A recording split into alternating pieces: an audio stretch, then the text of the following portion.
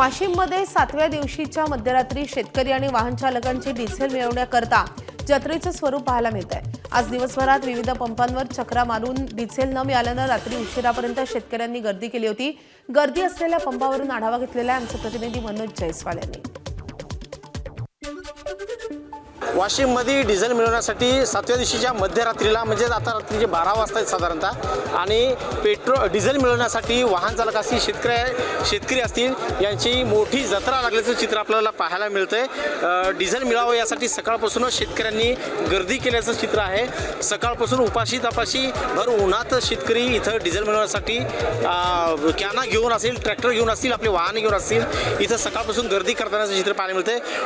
कुठल्या तरी एका पेट्रोल पंपावर डिझेलचा एक टँकर ते आणि तास 2 तासातच ते डिझेल संपते आणि परत एका पंपावरून दुसऱ्या पंपावर भटकंती करण्याची वेळ या शेतकऱ्यांना येत असल्याचं चित्र आहे। रात्रीचे 12 वाजता आहेत साधारणतः आणि मागं गर्दी बघू शकतो। डिझेल मिळवण्यासाठी किती मोठ्या प्रमाणात शेतकऱ्यांनी गर्दी केल्याचं चित्र आहे। काही काळ तणावाचं वातावरणही इथं पाहायला मिळालेलं आहे।